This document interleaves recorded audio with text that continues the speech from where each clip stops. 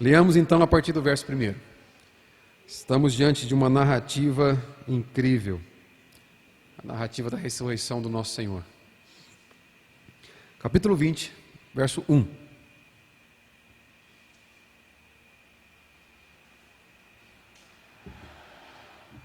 Diz assim a palavra do Senhor nosso Deus. No primeiro dia da semana, Maria Madalena foi ao sepulcro de madrugada, sendo ainda escuro, e viu que a pedra estava revolvida. Então, correu e foi ter com Simão Pedro e com o outro discípulo a quem Jesus amava, e disse-lhes: tiraram do sepulcro o Senhor, e não sabemos onde o puseram. Saiu, pois, Pedro e o outro discípulo e foram ao sepulcro. Ambos corriam juntos, mas o outro discípulo correu mais depressa do que Pedro e chegou primeiro ao sepulcro. E abaixando-se, viu os lençóis de linho. Todavia, não entrou. Então, Simão Pedro, seguindo, chegou e entrou no sepulcro.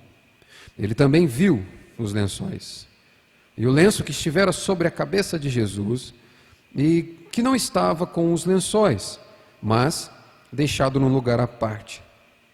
Então entrou também o outro discípulo, que chegara primeiro ao sepulcro, e viu, e creu, pois ainda não tinham compreendido a Escritura que era necessário ressuscitar ele dentre os mortos. E voltaram os discípulos outra vez para casa. Maria, entretanto, permanecia junto à entrada do túmulo, chorando. Enquanto chorava, abaixou-se e olhou para dentro do túmulo, e viu 2 anjos vestidos de branco, sentados onde o corpo de Jesus fora posto, um à cabeceira e outro aos pés. Então, eles lhe perguntaram: mulher, por que choras? Ela lhes respondeu: porque levaram o meu Senhor, e não sei onde o puseram. Tendo dito isto, voltou-se para trás e viu Jesus em pé, mas não reconheceu que era Jesus. Perguntou-lhe Jesus: mulher, por que choras? A quem procuras?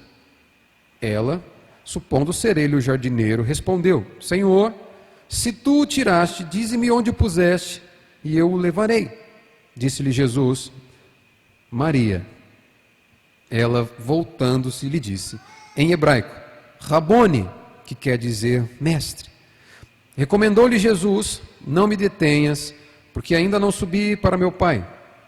Mas vá ter com os meus irmãos e dize-lhes: subo para meu Pai e vosso Pai, para meu Deus e vosso Deus. Então saiu Maria Madalena, anunciando aos discípulos, viu o Senhor e contava que ele lhe dissera estas coisas. Ao cair da tarde daquele dia, o primeiro da semana, trancadas as portas da casa onde estavam os discípulos, com medo dos judeus, veio Jesus, pôs-se no meio deles e disse-lhes: paz seja convosco. E dizendo isto, lhes mostrou as mãos e o lado. Alegraram-se, portanto, os discípulos ao verem o Senhor.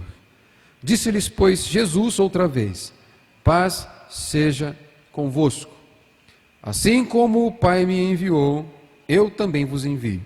E havendo dito isso, soprou sobre eles e disse-lhes: recebei o Espírito Santo. Se de alguns perdoardes os pecados, são-lhes perdoados. Se los retiverdes, são retidos. Até aqui a leitura da palavra de Deus. Oremos pedindo iluminação e condução do Santo Espírito essa noite, em nome de Jesus. Amém.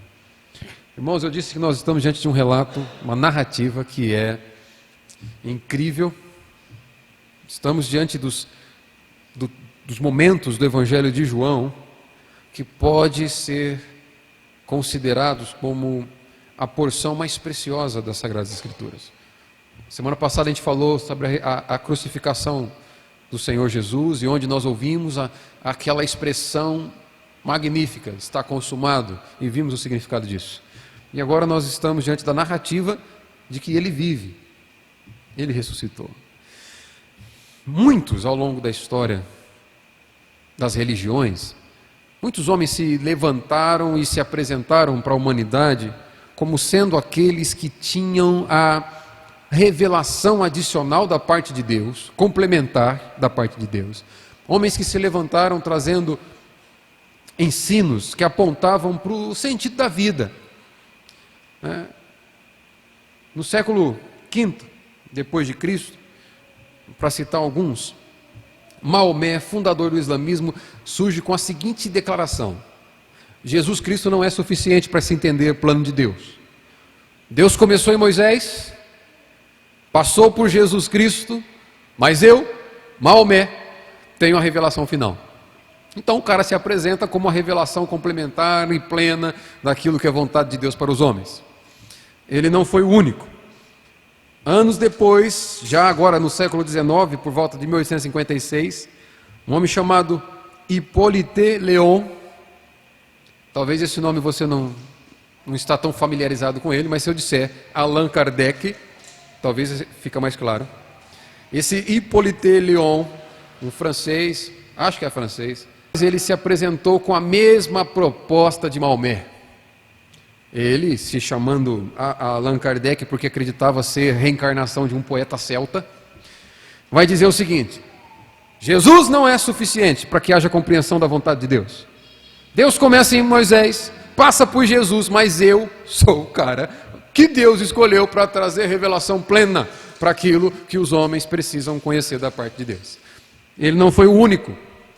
Ainda no século XIX, por volta de 1820, um outro homem chamado Joseph Smith Jr., fundador dos Mormons, chega com a mesma proposta, dizendo: não é suficiente a Escritura.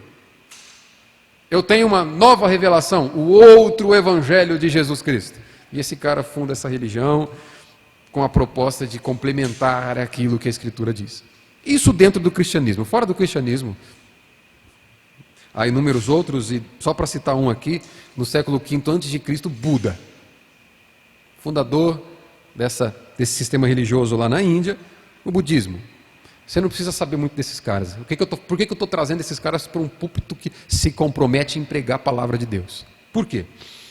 A lista ela é ampla, desses homens que ao longo da história se apresentaram como sendo o complemento da revelação de Deus, como sendo aqueles portadores da mensagem que é o sentido da vida, que é a possibilidade de Deus para que os homens o conheçam.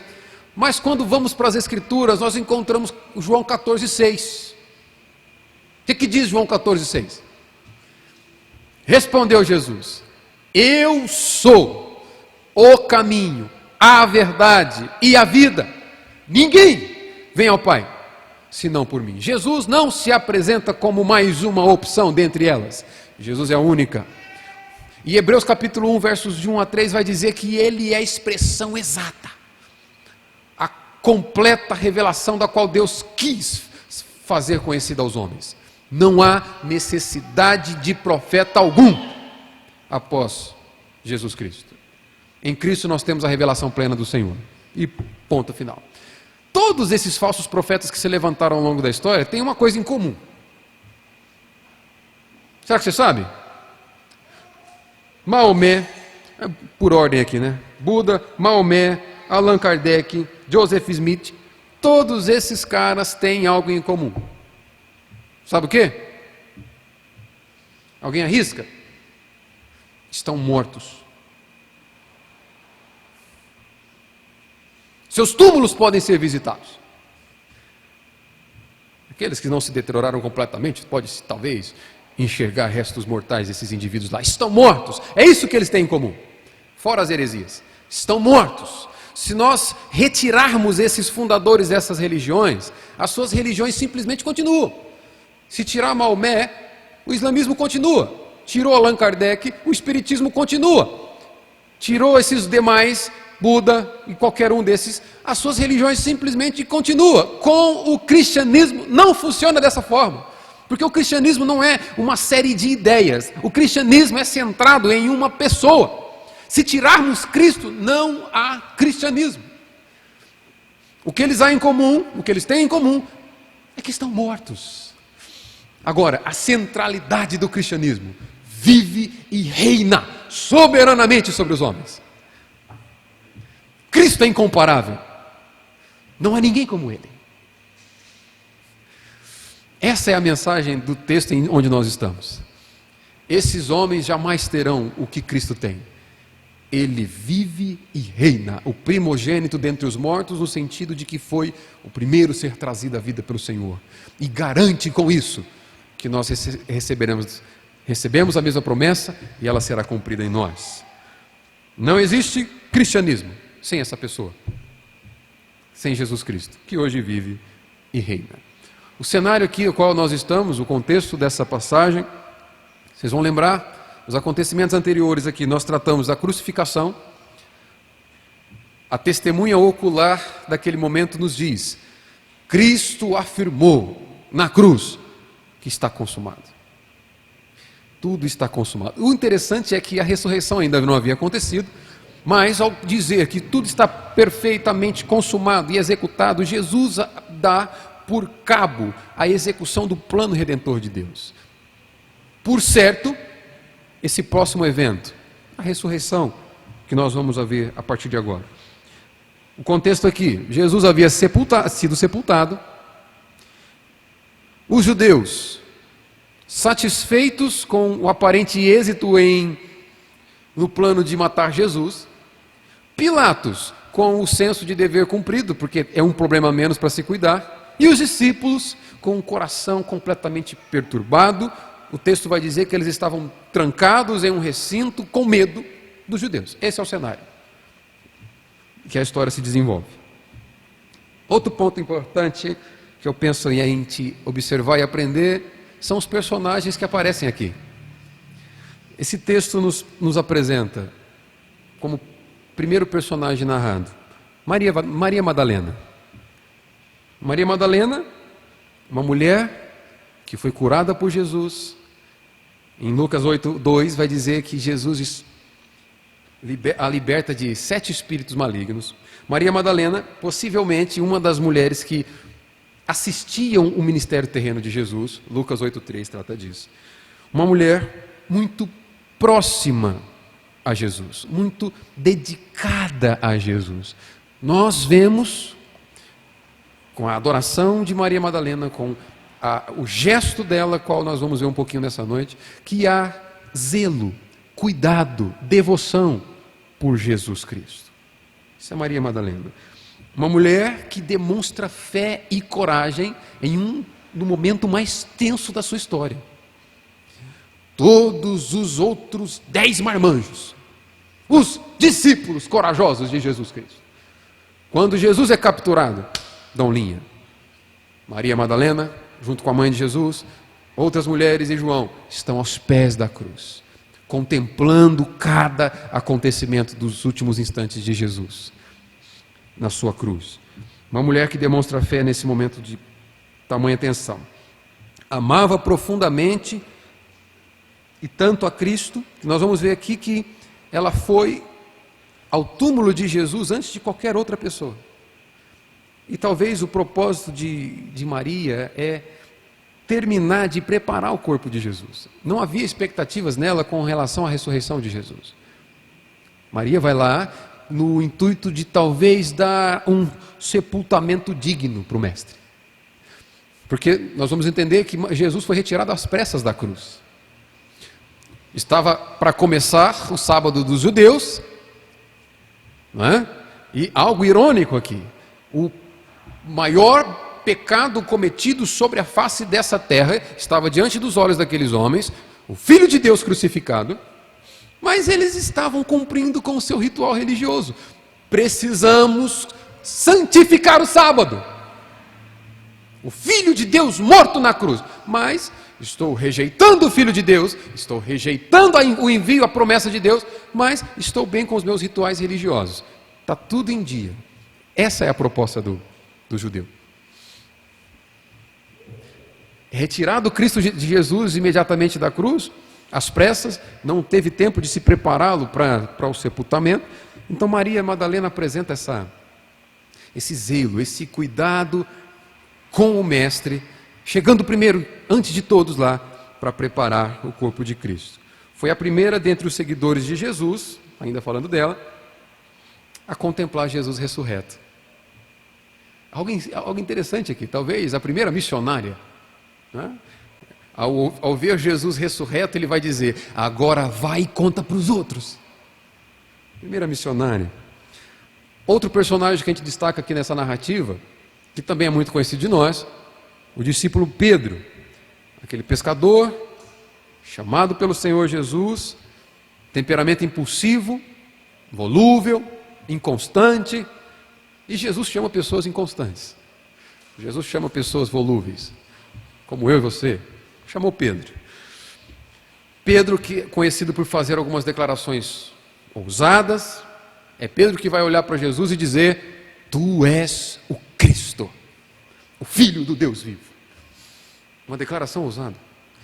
Outra declaração ousada que ele vai fazer no momento em que eles vão experimentar daquela soberana provisão de Cristo, numa tempestade, em alto mar, e ele olha para Jesus e diz: Senhor, se é o Senhor mesmo, me manda ir ter contigo sobre as águas. E ele não apenas tem declarações ousadas, ele tem atitudes ousadas. Ele vai, caminha sobre as águas.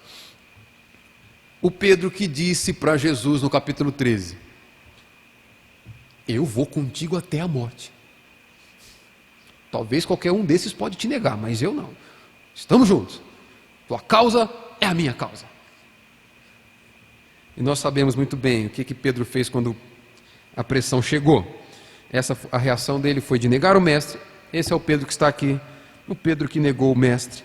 Mas o Pedro que tinha zelo pelo mestre. Nós vamos ver que Pedro tem amor pelo mestre. Embora ainda tendo esse cuidado, Pedro está escondido, junto com os outros discípulos. Aqui está com João, mas Pedro está com medo, completamente desnorteado, sem propósito. É o personagem que João traz para essa narrativa. Ele foi o primeiro, juntamente com João, a receber a notícia do desaparecimento do corpo de Jesus. Outro personagem que a gente narra aqui, dessa porção, é o próprio João. Ele vai se chamar como o outro discípulo. É interessante ver como que João poupa de aparecer o próprio nome, né? Só lá no finalzinho que ele vai dizer: esse é o que retrata tudo isso. Mas João, ele se refere-se a si mesmo como o outro discípulo, aquele que Jesus amava. Por outro lado, ele faz uma declaração bem otimista de si mesmo, né? Será que Jesus não amava os demais? Mas ele vai lá e afirma: eu sou João, aquele que Jesus amava. É o João que escreveu esse livro aqui. Demonstra também coragem e fé no momento da cruz. Enquanto os outros vão embora, ele está aos pés da cruz com Jesus. Ele viu detalhes que nenhum outro discípulo viu. Ele foi testemunha ocular da declaração: está consumado. Ele viu detalhes que nenhum outro viu. E ele é o autor desse evangelho também. Ele é o autor desse livro, que tem um propósito muito claro, que é nos levar a crer em Jesus Cristo. Isso nós vamos ver na semana que vem. E por fim, ainda nessa análise desses personagens, também tem aqui Tomé, que a gente não vai ver sobre ele hoje, mas adiantando, Tomé era um cara dedicado a Jesus, seguidor de Jesus, mas de comportamento bastante pessimista. As poucas declarações de Tomé nas Escrituras mostram o pessimismo desse discípulo. No capítulo 11 de João, quando Jesus, sabedor de que Lázaro havia morrido, vai dizer: vamos voltar para Betânia, e os discípulos sabiam que os judeus queriam matá-lo. A declaração de Tomé é: vamos juntos para morrer com ele. Consegue pensar no pior. Veja, o cenário traz pessoas que não são diferentes de nós. Pessoas dedicadas a Jesus, pessoas que são impulsivas nos seus temperamentos, pessoas que fazem declarações de fé em Jesus Cristo, porém o seu comportamento com a força do seu próprio braço não é suficiente para que eles se dediquem a Jesus. Pessoas que provam da intimidade com Jesus, e também pessoas que são pessimistas com relação às promessas, ainda que estão seguindo a Jesus. Então, se você tem algumas dessas características, fica em paz. O colégio apostólico de Jesus também era cheio de pessoas assim. O conflito principal aqui, irmãos, é cadê o mestre? Cadê Jesus? O corpo de Cristo havia desaparecido. Esse é o ponto conflitante. Essa é a tensão do negócio. O desaparecimento do corpo de Jesus. Onde está o mestre? E eu quero fazer alguns destaques interessantes nesse relato, do que vai do verso 1 até o 10, que é a descrição do desaparecimento do corpo de Jesus. Por que eu afirmo dessa forma? Nós conhecemos a história. Nós sabemos que Jesus ressuscitou. Nós tivemos acesso aos spoilers do Evangelho de João. Você vai lá e fala, opa, ele vive, ele reina.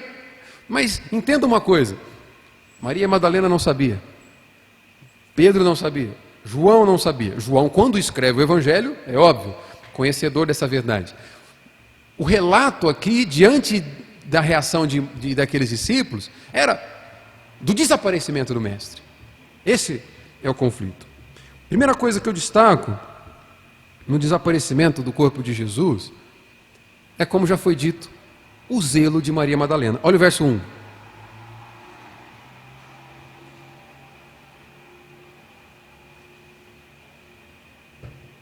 Primeira coisa que eu acho interessante aqui é o zelo dessa discípula. No primeiro dia da semana, Maria Madalena foi ao sepulcro de madrugada, sendo ainda escuro, e viu que a pedra estava revolvida. Então, correu e foi ter com Simão Pedro e com um outro discípulo, a quem Jesus amava, e disse-lhes: tiraram do sepulcro o Senhor, e não sabemos onde o puseram. Atenta-se para a seguinte declaração: foi ao sepulcro de madrugada, sendo ainda escuro. Nós podemos concluir que essa discípula amava tanto e tão profundamente Jesus, que ela se antecipou a qualquer outra pessoa. Ela quis ser a primeira a chegar, a cuidar do corpo do mestre. Ela não foi antes pelo simples fato de ser sábado. No sábado ela não poderia fazer o que ela fez ali, no domingo, primeiro dia da semana, por viver ainda em um contexto de lei, por viver ainda em um contexto de Antigo Testamento. Por isso ela se demora, mas no primeiro momento, na primeira oportunidade, de madrugada, no domingo, as primeiras horas do dia, ela vai ao seu propósito de prestar aquilo que seria talvez um último movimento de devoção a Jesus Cristo, de devoção ao Mestre, de mostrar que ela se importava, de mostrar que Ele era precioso para ela. A expectativa dela não era encontrar Ele ressurreto, a expectativa dela era preparar um defunto. Essa era a expectativa de Maria Madalena.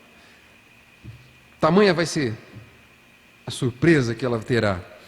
A expressão dela aqui: tiraram do sepulcro o Senhor, e não sabemos onde o puseram.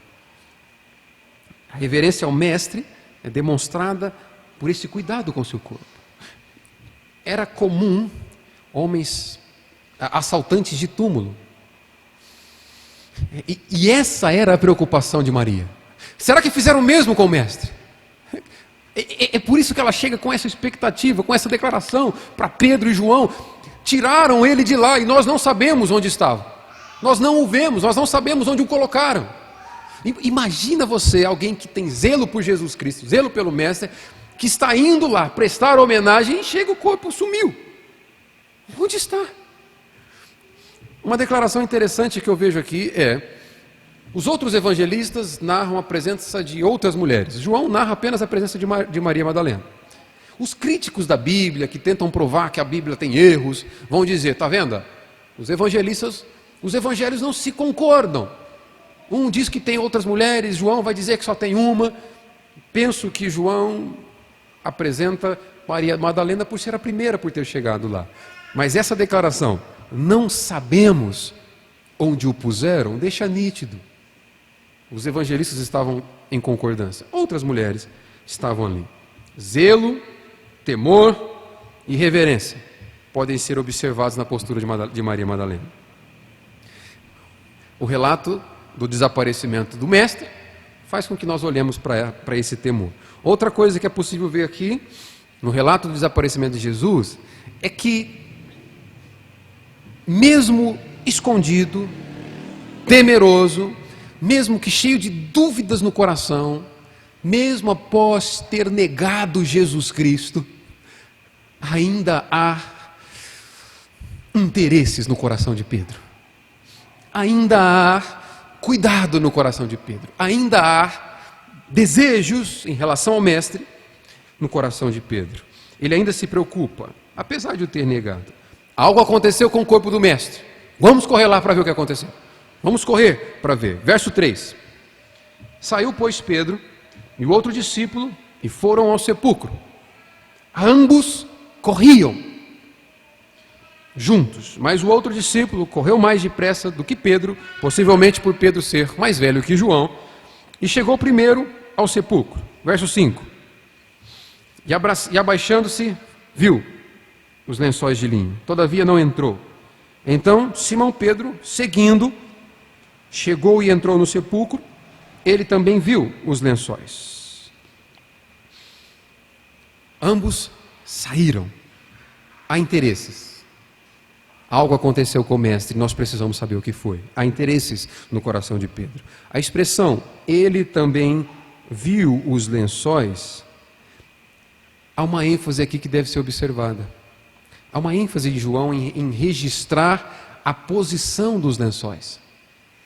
Ele vai dizer, o lençol que estava sobre a cabeça, o lenço que estava sobre a cabeça de Jesus, permanece no lugar em que estava. E o lençol estava de uma forma em que não foi desenrolado. O que é possível concluir aqui? Se alguém, e é por isso que as declarações que vêm posteriormente vai levar aqueles homens a crerem, Jesus cumpriu a promessa. Se alguém tivesse retirado o corpo de Jesus, tivesse roubado o corpo de Jesus, certamente qual seria o motivo de desenrolar o corpo e deixar enroladinho o lençol do jeito que estava? Veja a ênfase, o cuidado de João em mostrar as condições do lençol. A conclusão que nós podemos chegar, não houve o desenrolar do corpo, não houve a retirada do lenço. O corpo glorificado de Cristo Jesus passa por aqueles lenços. Assim como nós veremos a partir do verso 19, que o corpo glorificado de Jesus passa por portas que estavam trancadas. A promessa foi cumprida. Os lençóis estavam como os enrolaram. Ele passou por esses lençóis, assim como ele passará pelas portas que estavam trancadas. Jesus Cristo reina, Jesus Cristo vive. Outra coisa que essa narrativa do desaparecimento do corpo de Jesus nos mostra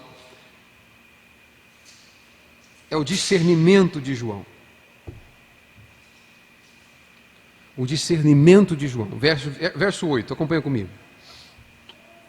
Entrou também o outro discípulo, que chegara primeiro ao sepulcro, e viu, e creu, pois ainda não tinham compreendido a Escritura, que era necessário ressuscitar ele dentre os mortos. Outra afirmação que podemos fazer acerca dessa narrativa da ressurreição, do desaparecimento, aparentemente do corpo de Cristo, é que houve discernimento de João. João, quando registra esse fato, ele usa 3 verbos crer, no grego, diferentes, para mostrar a ideia que ele tem. O primeiro verbo que ele usa para a palavra ver, está no verso 5, quando ele diz, e abaixando-se viu os lençóis de linho. Esse ver aqui, no original, significa apenas espiar, sabe? Olhar de relance, quando passa o olho. É o primeiro verbo que João usa.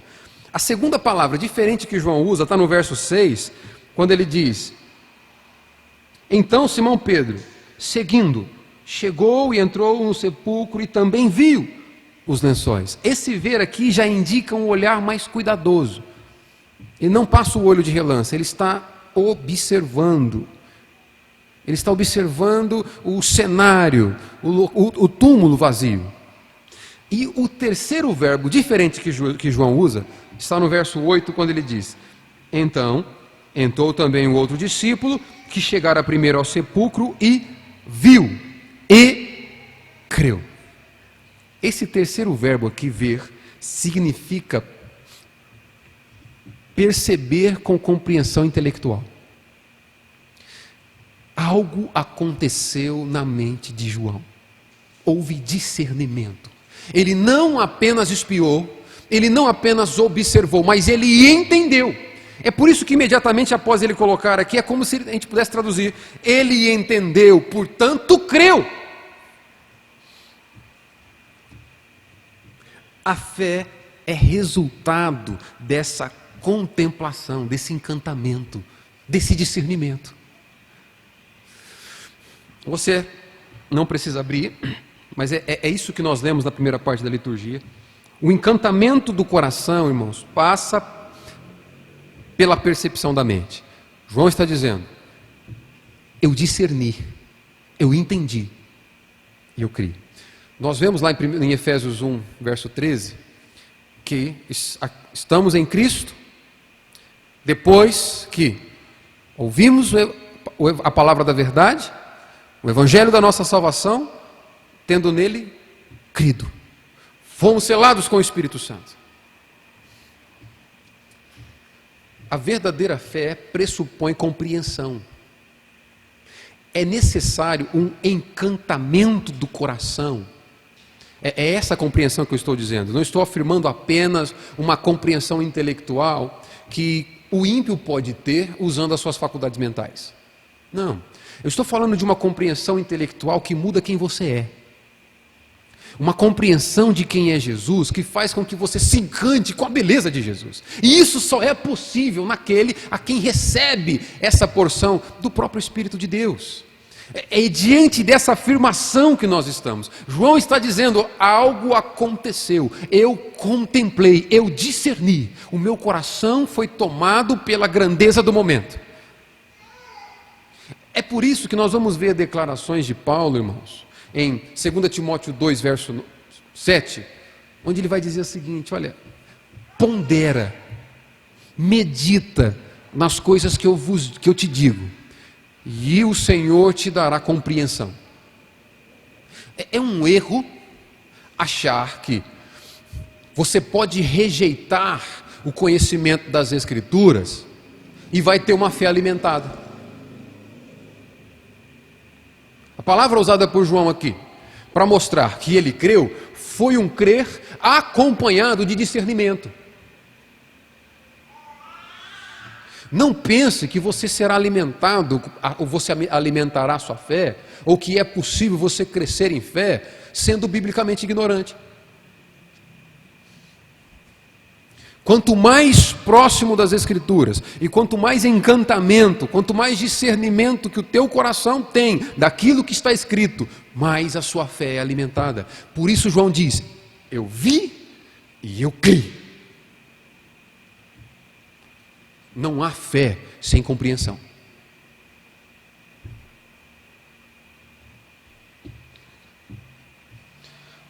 A fé de João na ressurreição estava nascendo. Agora tudo fica claro, agora tudo faz sentido. É por isso que no verso 9 ele diz: pois ainda não tinha compreendido a Escritura, que era necessário ressuscitar ele dentre os mortos. Ainda não havia sido claro, ainda não tinha compreendido. Somente depois dessa compreensão é que ficaram claras as coisas para ele. A partir desse momento, obviamente, providência de Deus, ele pôde declarar que agora ele cria, agora ele entendeu. Nós temos aqui o desenvolvimento desse anúncio da ressurreição, essa narrativa de João. O ponto máximo desse texto, talvez que a gente pode chamar de clímax desse texto, primeiro, o mestre tinha ido embora, mas agora o mestre aparece.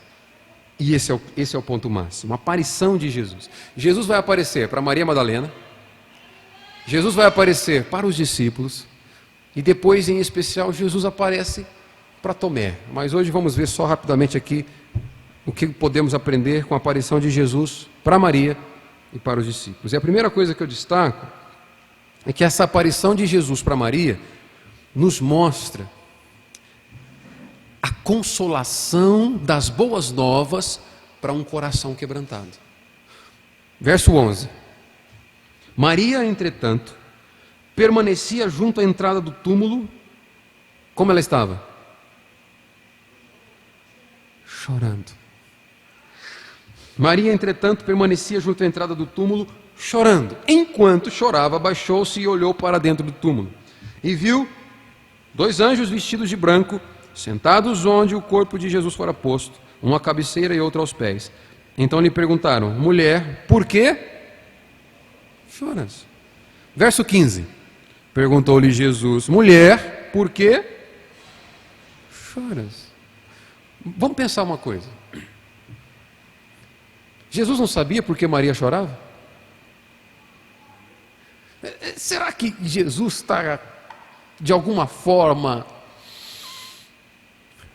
rejeitando a sinceridade do sofrimento daquela discípula? Será que a expressão, a pergunta de Jesus no porquê choras é: qual é o motivo? Tem motivo para chorar, não? Como eu faço com o Davi quando ele está em casa, eu começo a chorar do nada. Onde é que está doendo? Está chorando por quê? Não tem motivo para chorar e simplesmente chora. Será que é esse tipo de pergunta que Jesus está fazendo aqui? É óbvio. Há um claro discernimento em Jesus, assim como está para nós, o motivo do choro. O mestre foi levado. Não sabemos onde ele está. Tiraram o meu Senhor daqui.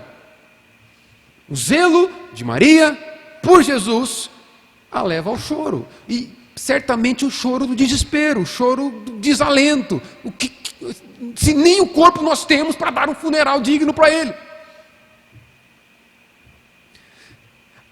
A pergunta de Jesus: por que choras?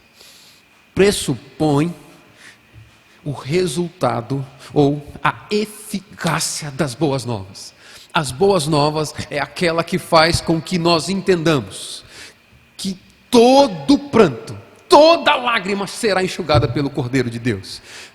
É aquela afirmação que nos faz ter a convicção de que, ainda que experimentemos de momentos de desavença, momentos de decepção, momentos de tristeza, de dor e sofrimento, nós temos no pastor das nossas almas consolo constante e poderoso, definitivo. Por que choras? Em mim você tem conforto, descanso, consolo. A aparição de Jesus para Maria nos faz pensar no consolo que as boas novas nos dão para todo coração quebrantado. Todo coração que se quebranta, desejoso de Jesus Cristo, será consolado pelo Filho de Deus. Será consolado pelas boas novas de que Ele vive e reina soberanamente sobre toda a existência. Nenhuma notícia dada em toda a história da humanidade tem mais poder consolador do que essa. Ele vive. Nada supera o poder da consolação dessas palavras. Não apenas as lágrimas de Maria Madalena seriam enxugadas naquele dia. Isso aqui é um pré-anúncio de que as suas lágrimas serão enxugadas. De que, apesar de você experimentar de momentos de decepção, ao qual você se sente como completamente abandonado, você será alvo do conforto e do consolo do Filho de Deus. Não precisa abrir, mas em Apocalipse capítulo 21, versos de 1 a 4, o mesmo João vai dizer o seguinte: vi novo céu e nova terra, pois o primeiro céu e a primeira terra passaram, e o mar já não existe. Vi também a cidade santa, Nova Jerusalém, que descia do céu, da parte de Deus, ataviada como noiva adornada para seu esposo. Então ouvi grande voz vindo do trono, dizendo: eis o tabernáculo de Deus com os homens. Deus habitará com eles. Eles serão o povo de Deus, e Deus mesmo estará com eles, e lhes enxugará dos olhos toda lágrima. E a morte já não existirá. Já não haverá luto, nem pranto, nem dor, porque as primeiras coisas passaram. Aquela mulher chorava, desconsolada pela morte do mestre. Mas há o próprio João declarando que não haverá mais dor, não haverá mais morte, não haverá mais motivo para que lágrimas sejam derramadas, porque o Cordeiro, o Deus Criador, o Redentor, o Supremo Consolador enxugará dos olhos toda lágrima. Esse é o consolo proporcionado pela Boa Nova. O mesmo Deus que diante de Maria Madalena se apresenta como o supremo conforto e consolo dos homens, perguntando: por que choras? Afirma para toda a sua igreja: não haverá mais lágrimas. Eu penso que isso aqui é reconfortante para a vida debaixo do sol. É claro, é nítido que você e eu experimentamos de dor. A vida debaixo do sol traz consigo as dificuldades. Mas quando nós retirar Jesus Cristo da história, irmãos, é entregar a história ao desastre, ao caos. Retirar o conforto soberano que vem do Filho de Deus é rasgar toda e qualquer possibilidade de plena satisfação na vida. Em Jesus Cristo nós temos a boa nova, de que ainda que você chore agora, haverá um momento em que você jamais chorará. Haverá um momento em que toda lágrima será enxugada por Ele. A aparição de Jesus para Maria Madalena mostra o conforto das boas novas. A aparição de Jesus para Maria Madalena mostra também o poder da voz do Supremo Pastor. Olha aí verso 14. Tendo dito isto, voltou-se para trás e viu Jesus em pé, mas não reconheceu que era Jesus. A quem procuras? Ela, supondo ser ele o jardineiro, respondeu: Senhor, se tu o tiraste, dize-me onde o puseste e eu o levarei. Disse-lhe Jesus: Maria. Ela, voltando-se, lhe disse em hebraico: Rabone, que quer dizer mestre.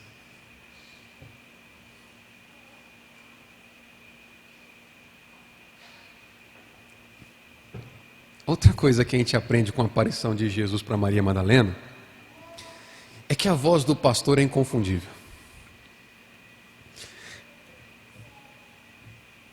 Ela não reconheceu que era Jesus. Disse Jesus: Maria. Ao ouvir o seu nome da boca do pastor, do Supremo Pastor, Maria se volta e diz: Rabone, que em hebraico quer dizer mestre. Esse texto faz nos lembrar diretamente das falas de Jesus. Em João 10, verso 2, ele vai dizer: aquele, porém, que entra pela porta é o pastor das ovelhas. Para este, o porteiro abre. As ovelhas ouvem a sua voz. Quando ele diz Maria, ela se volta. A ovelha ouve a voz do seu pastor. Ainda em João 10, 2, ele diz: ele chama pelo nome as suas próprias ovelhas e a conduz para fora. Maria. Eis aqui o amado da sua alma, o supremo pastor da sua alma. E no verso 14 do capítulo 10 ele diz: eu sou o bom pastor, conheço as minhas ovelhas e elas me conhecem a mim. A voz do pastor, ao chamar a ovelha pelo nome, ficou nítido para Maria que ela estava diante do mestre. Por isso que ela se volta e diz: mestre. Fica claro para ela. Esse é o ato salvador de Deus. Todo aquele que se volta para Jesus e o reconhece como mestre, é porque foi alvo desse chamado eficaz do pastor. Inevitavelmente, todos aqueles que terão suas lágrimas enxugadas serão chamados, ouvirão o Supremo Pastor os chamando pelo nome, dizendo: vem. o chamado é de Deus, porque a ação soberana é de Deus. Terceira coisa que a gente aprende com a aparição de Jesus a Maria, é que nos mostra que um compromisso missionário de todo aquele que tem um encontro com o Mestre, que tem um encontro com o Supremo Pastor. Compromisso missionário. Verso 17. Recomendou-lhe Jesus: não me detenhas, porque ainda não subi para meu Pai, mas vai ter com os meus irmãos. E dize-lhes: subo para meu Pai e vosso Pai, para meu Deus e vosso Deus. Verso 18. Então saiu Maria Madalena, anunciando aos discípulos. Viu o Senhor e contava que ele lhe dissera essas coisas. As palavras aplicadas ao gesto de Maria após o encontro com Jesus foi: saiu. E ela saiu fazendo o quê? Ela saiu em busca da realização dos próprios sonhos? É isso que João está dizendo? Saiu Maria com ânimo para começar a segunda-feira em busca da realização dos tão sonhados desejos da sua alma. É isso que Maria saiu fazer? Saiu Maria em busca da alma gêmea. Saiu Maria em busca da sua realização profissional. Saiu Maria em busca da cura. Saiu Maria em busca do quê?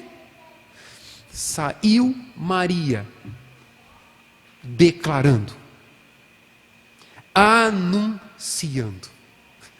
A evidência de que um dia a voz do pastor te alcançou é que brota em nós compromisso missionário. Brota em nós compromisso por fazer esse pastor conhecido. Irmãos, quantas vezes essa voz alcança o coração de pessoas? Quantas vezes o Supremo Pastor chama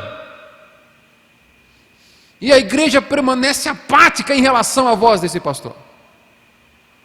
Não estou dizendo que o chamado do pastor pode ser resistido. Vamos consertar isso aqui. O que eu quero alertar, meus amados irmãos, nessa noite é: há compromisso missionário que emana do comportamento daqueles que foram alvos desse chamado. A evidência de que um dia você ouviu a voz do pastor é que você ama fazer o pastor conhecido. Maria Madalena saiu anunciando, proclamando, dizendo para os discípulos: isso Jesus disse. Qual foi a última pessoa que ouviu sobre o pastor através dos seus lábios? Mais uma vez, irmãos, o que você faz com aquilo que você aprende aqui?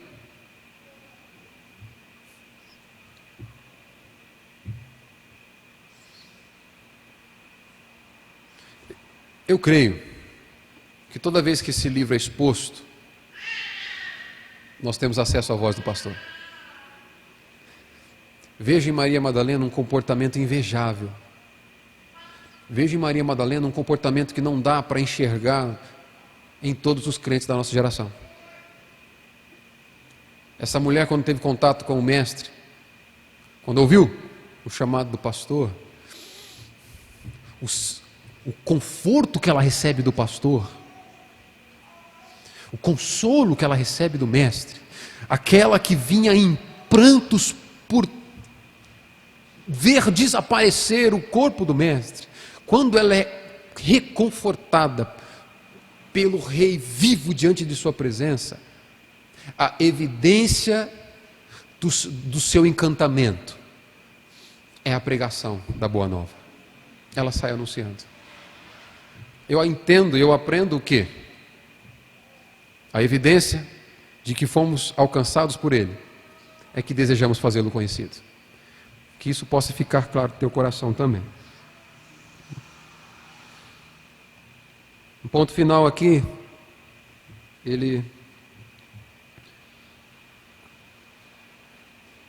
ainda na aparição de Maria, de Jesus para Maria, é que Jesus nos mostra que há uma mudança no nosso status de relacionamento com Deus. Alguém aqui já atualizou o status do Facebook? Né? eu não passei por isso, porque eu acho que eu me casei bem antes desse negócio. Mas a pessoa quando está solteira e arruma um namorado, ela vai lá no Facebook e, e muda o status, né? Em relacionamento sério com. E ultimamente isso está acontecendo na igreja. Eu estou vendo os irmãos lá, em relacionamento. Olha só que bênção, Deus está abençoando. E aí quando casa, fulano casou com ciclano. Muda o status de relacionamento. A aparição de Jesus para Maria nos mostra que há uma mudança de status no nosso relacionamento com Deus. Olha o verso 17. Vai ter com meus... Quem? Verso 17. Vai ter com meus irmãos. Diz-lhes, eu subo para o meu Pai, vosso Pai. Até então Jesus vinha chamando os discípulos de amigos. Jesus vinha chamando os discípulos de servos, de escravos. Uma vez que o plano redentor foi executado na história, no tempo e no espaço, ele olha para seus discípulos e diz, irmãos, está consumado o gesto soberano de Deus, que transforma homens naturais em homens espirituais, que transforma homens mortos em delitos e pecados em filhos de Deus. Jesus muda o nosso status de relacionamento com Deus.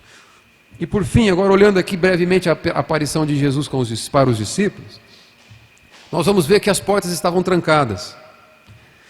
E as portas estavam trancadas por causa do medo. Verso 19 diz assim, ao cair da tarde daquele dia, o primeiro da semana, trancadas as portas da casa onde estavam os discípulos, com medo dos judeus.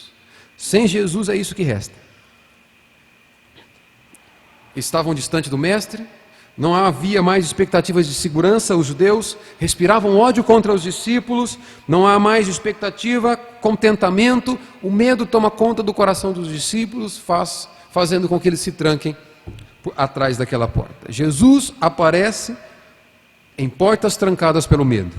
Jesus aparece através de portas trancadas pela falta de paz. Verso 19 diz assim, ainda, veio Jesus, pôs-se no meio deles e disse-lhes, paz seja convosco. Esse é um cumprimento muito comum em Israel. Assim para nós aqui é bom dia, boa tarde, boa noite. Em Israel é shalom. É shalom para bom dia, shalom para boa tarde, shalom para boa noite, shalom para vamos tomar um café, shalom para vamos tomar um chá, shalom para vamos jantar, shalom para dar tchau, é shalom para tudo. O cumprimento de Jesus ao dizer paz, que significa shalom, paz seja convosco, vai muito além desse mero desejo de que tudo dê certo para você, de que tudo vá bem.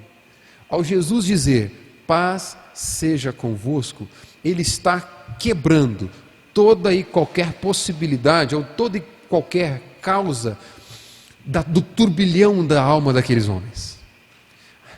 Coração arrebentado, coração quebrantado, medo, confusão total. Jesus chega e estabelece paz. E a paz primordial que Jesus estabelece agora é o nosso relacionamento com Deus. Você não é mais alvo da ira de Deus. Aqueles homens não eram mais alvos da ira de Deus, mas alvo da paz de Deus. Paz seja convosco. A manifestação de Jesus vem através de portas que estavam trancadas pela falta do Senhor. Verso 20 diz, e dizendo isto, lhes mostrou as mãos e o lado. Alegraram-se, portanto, os discípulos ao verem o Senhor. Tanto tempo sem o mestre, passaram tanto tempo com ele, desde sexta, o mestre morto, não há mais expectativas, não há mais motivo para sorrir, não há motivo para satisfação. Faço uma pergunta para você, irmão. Irmã, o que te faz sentir satisfeito nessa vida? Com o que você se satisfaz? O que te alegra? O que faz com que, quando você discerne, quando você vê, você diz: agora sim, não há mais motivo para descontentamento, não há mais motivo para medo, não há mais motivo para confusão, não há mais motivo para tristeza, agora sim. O que faz com que você tenha essa sensação de pleno contentamento? O que põe um sorriso nos teus lábios? Quando eu olho para esse texto, eu vejo que aqueles homens se alegraram por terem o Senhor de volta.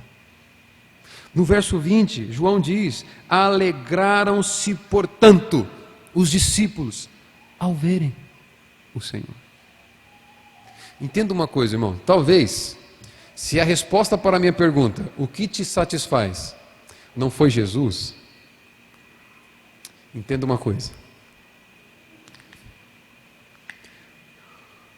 isso que você colocou no lugar dele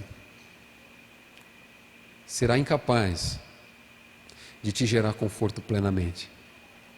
Isso que você colocou no lugar dele será incapaz de te dar paz quando a desgraça comum debaixo do sol alcança o ser humano.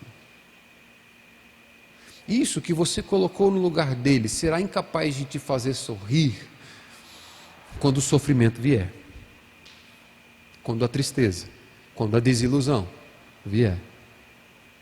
Não havia outra coisa que colocava um sorriso nos lábios dos discípulos naquele dia. Somente o Senhor. Quando o Senhor se manifesta, eles voltaram a sorrir. Por outro lado, quando Cristo é o motivo desse contentamento, você pode perder todo o resto.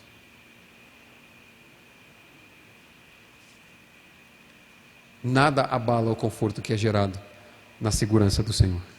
Você pode perder felicidade, segurança, conforto, mas se Cristo é o motivo do seu sorriso, você é capaz de estar de pé, dando glória a Deus e se alegrando com aquilo que a vida te dá e com aquilo que ela tira de você também. A alegria aqui é restaurada no reencontro, e a partir de agora é uma alegria inabalável. Por fim, as portas estavam trancadas pela falta de propósito na vida e pela falta de poder. Verso 21. Disse-lhes, pois, Jesus outra vez: Pai seja convosco, assim como o Pai me enviou, eu também vos envio.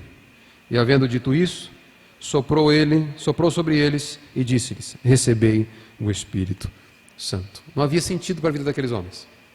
A porta estava trancada por falta de expectativa, por falta de rumo para a vida. Ao se encontrarem novamente com o Senhor, Jesus os comissiona dizendo: assim como o Pai me enviou, eu envio vocês. Agora vocês têm um sentido para a vida. O mesmo que aconteceu com Maria, agora está sobre os discípulos. Vão. Faltava poder, e Jesus sopra sobre eles o Espírito Santo. É óbvio que eles receberiam plenamente no dia de Pentecostes, mas naquele dia eles têm uma porção que é o motivo pelo qual eles ficariam de pé. Vai. Para encerrar apenas essa primeira parte, porque eu vou finalizar semana que vem. Se faltarem propósitos para a sua vida, se faltar rumo, porque muitas vezes as pessoas acham que encontrar um rumo na vida é encontrar um par para se casar. Às vezes as pessoas acham que encontrar ou dar um destino, dar um rumo para a vida é ter uma profissão. As pessoas acham que ter rumo na vida é constituir família. Não! Isso não dá sentido para a vida. Se assim fosse, a nossa sociedade não viveria o caos que vive, com pessoas dia após dia tirando a própria vida. Uma família perfeita não dá sentido para a vida. Uma carreira perfeita não dá sentido para a vida. Um casamento perfeito não dá sentido para a vida. Vida financeira não dá sentido para a vida. Prosperidade não dá sentido para a vida. Se você tiver tudo isso, mas não tiver no seu coração a expectativa de se encantar dia após dia com o Cordeiro de Deus, com o Supremo Pastor, se encantar com a possibilidade, a necessidade e o privilégio de fazê-lo conhecido, onde você está, sua família, seu trabalho, sua carreira, suas finanças, onde você está, não há sentido para a vida. João nos mostra aqui que o sentido para a vida dado pelo próprio Senhor aos seus discípulos foi, primeiro, Ele mesmo. Ao se apresentar diante deles, eles têm novamente a possibilidade de ser felizes, ou a garantia de felicidade. E segundo, Ele os ordena, vão. Esquece, irmão, esquece. Se fazer Cristo conhecido e se comprometer em conhecê-lo não for o que move a sua vida na terra, jamais você provará de plenitude nesse lugar. Não há sentido para a vida. Que Deus nos abençoe. Baixa a tua cabeça, feche teus olhos.